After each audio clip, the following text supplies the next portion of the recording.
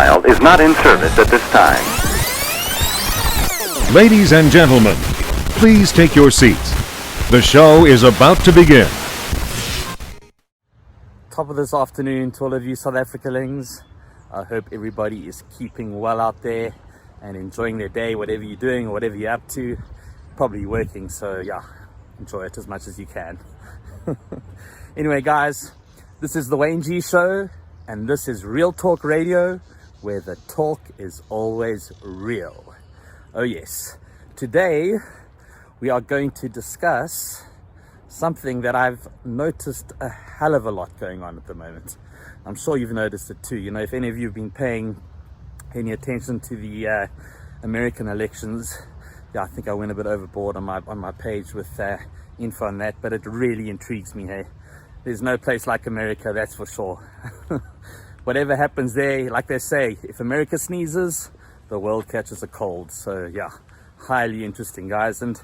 But you know, from a point of view of, if you just look at their media, you know, America is so polarized at the moment, and you can actually say the world is polarized, guys. Well, I'm not talking about North Korea and those communist dictatorships, but you know, where free speech and freedom of the press and those kind of things are allowed, the world is extremely polarized, guys. There's no middle ground anymore. You're either left or you're right, and the left doesn't like the right and the right doesn't like the left, and there's a lot of squabbling going on. But what I've also noticed is a huge amount of it is perpetuated by the media.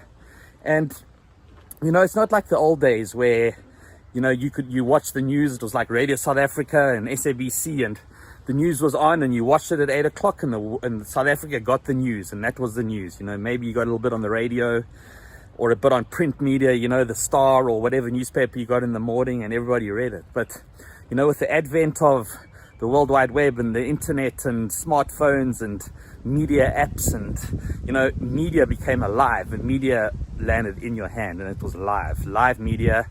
And with it came a lot of changes, and you could, you know, what happened was you could actually choose as a person what media you'd like to follow, you know. And in America, for example, you know, you've got the left media like CNN, which is definitely the fake media, no bias here.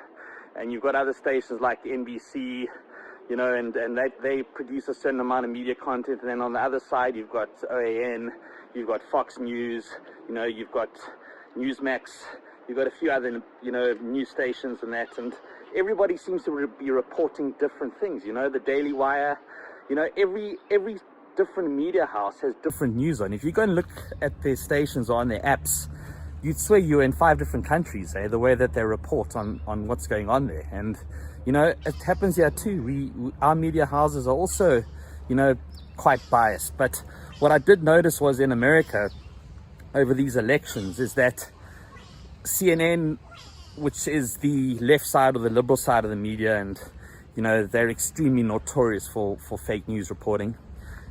They've been reporting news that you wouldn't even find on Fox News, and Fox News is reporting news that you wouldn't even see on CNN.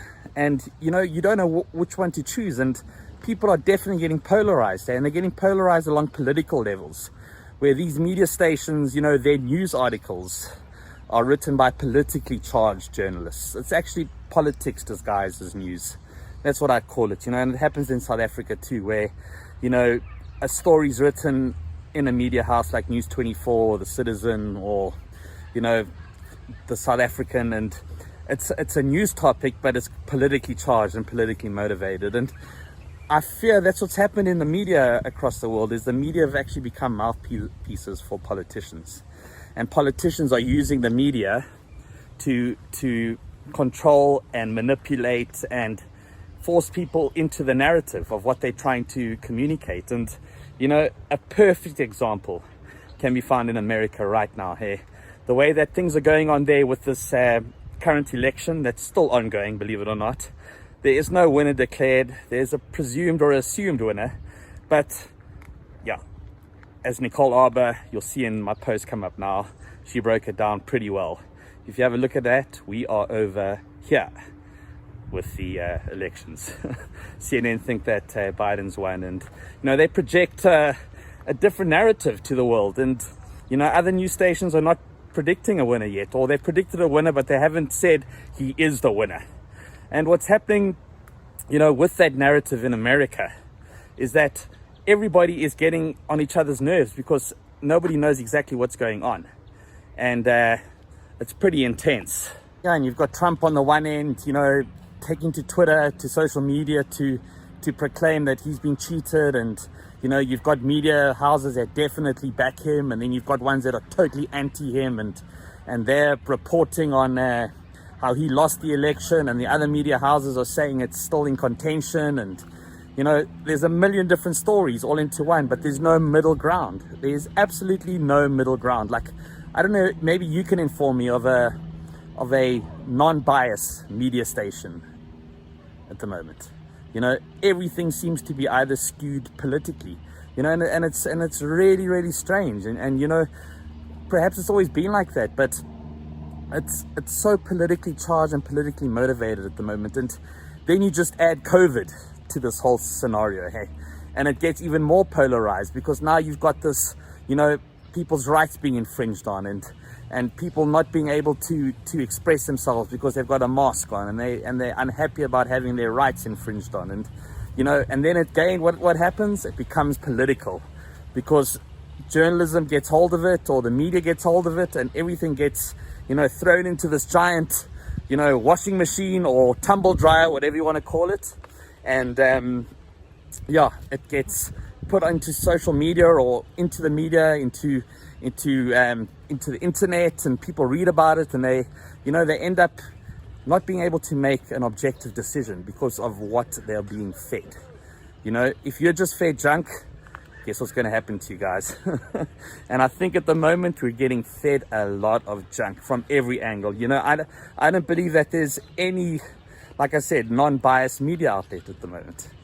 Everything seems to either have an agenda, or it has an intention or a projection. And we unfortunately are on the receiving end of all of that, because we are the consumer. And what are we meant to consume? We rely on the media to provide us with the information that we need or use to make decisions on, and understand our culture. And the media seems to be a little bit downriver from culture at the moment. Like politics. Politics is downriver from culture. And the media is even further downriver from that. And we're even further downriver. So what are we getting? We're getting some kind of, skewed information portal. What are we as the consumer going to be able to take in? And I don't see it getting any better. I see it getting worse, because as the media stations report on things, and you can do a little observation yourself, just go onto any media outlet. In South Africa, go onto News 24, and you can see News 24 are extremely left aligned. So their reporting will all be from a liberal standpoint. And, from a South African perspective even, we were once extremely starved of information. We were only given what the government wanted us to see. We had SABC and South African radio, and we just, were pretty much blindsided from the world for many, many years. And then, post 1994, freedom of speech arrived, and since then we've just had more and more and more media houses and more information. And I don't know, you guys must make your own decisions on it, but I noticed in the reporting, especially in Senegal, the reporting of the incidences that went down there was extremely biased towards the EFF. Everything was around the EFF and them showing up in mass numbers and going there to protect state property, and the poor EFF. And what about the farmers?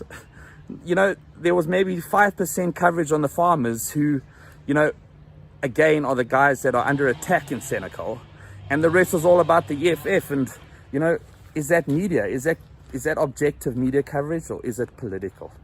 Yeah, you got to ask yourself that question here, and then wonder why us as a society is so polarized. Why are we so polarized? Yeah, I truly believe that it is the media that is polarizing us, because again, we have to think about where we get our information from and how we're making our decisions around it. And it is extremely difficult at a time like this to be objective.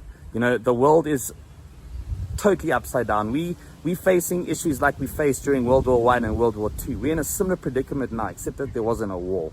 But there is an extreme amount of propaganda going on and a lot of dodgy politics. And we, as the end user, or as the person in the street, or as the taxpayer, or as the voter, or whatever you want to call us, are unfortunately on the receiving end. And we don't know what is fact and what is fiction, and what we're being fed and what we're not being fed, and what's being hidden from us and what's not being hidden from us. And like I said, you can look at it from an international standpoint, from what's going on in America, and you can look at it on a local level. And we really got to ask ourselves, are we being lied to? And are we being fed the truth? And what are we able to use to make our decisions with? Because it's extremely difficult to make those decisions with information that we get. Yeah, guys, give it some thought, ponder it, let me know your thoughts, and let me hear what you feel and what you think. This is the Wayne G Show, and this is Real Talk Radio, where the talk is always real. Peace and love.